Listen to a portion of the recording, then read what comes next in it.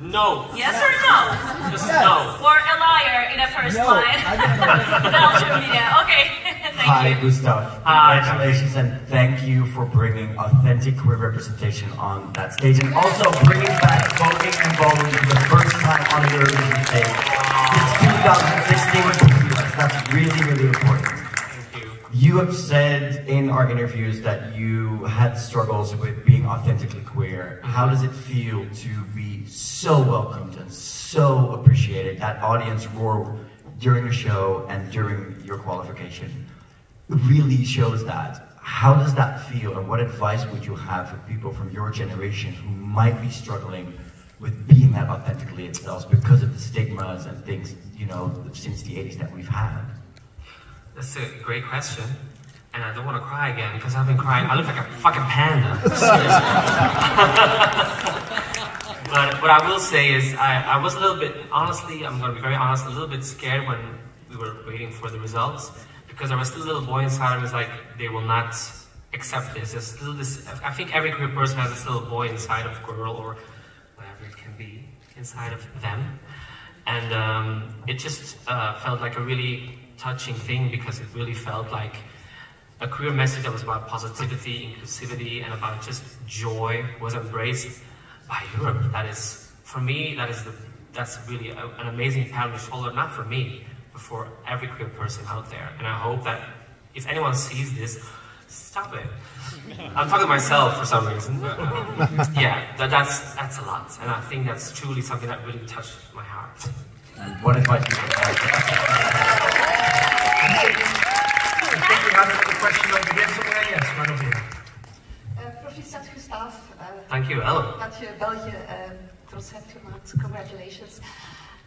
Although you looked very surprised when Belgium was announced. Why was that? And secondly, how did you manage to get the hat on your head during your performance?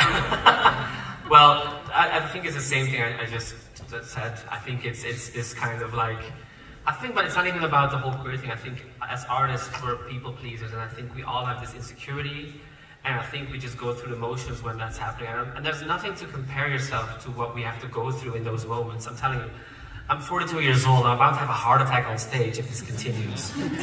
So I really understand everyone here on the stage, it's really a bit of a mind F. But yeah, it's just, that's what that was as well for me. And about the hat, yeah, we just had, I almost had a lobotomy today, just getting this hat onto my face. So I'm still alive, thank God, but and it's still here, so I'm grateful. We have a question from online about your hat. Will we see a new hat in the final? And who is your style inspiration? Oh, well, thanks for the pressure about the hat, seriously. No, we'll keep the hat. I really love this look because my look is designed by Walter van Berendel, which is a really incredible designer from Belgium. I am beyond proud to represent someone who's a fashion icon in Belgian fashion. And a style icon, so many people that I admire, but of course, you know, the obvious thing would be for me as a hat wearer, it's Boy George, Grace Jones, Rasheen Murphy. Those are people that I think are truly fashion-forward icons, and I only try to bask in their kind of like example. Thank you. Can I follow up on the question? We've got to go to this guy with the Belgian flag. He's draped in the Belgian flag. He just can't not go to you. Goedenavond, Gustaph. Goedenavond. Dikke proficiat. Dankjewel. Neil Varn from Eurovision. So this question is not actually from me, but it is from Andrew Landru. So when we were at the turquoise carpet, we had this thing, pass the question. So we'd ask the artist one question, and then they'd give a question to another artist. Andrew specifically asked a question for you, but you didn't stop by.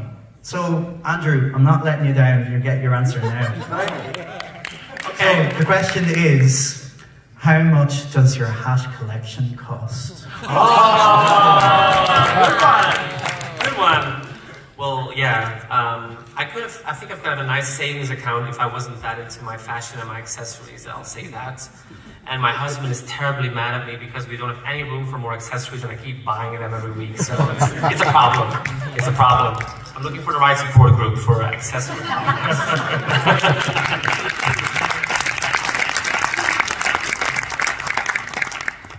unfortunately, Belgium is the unfortunately, guys, I know you want a round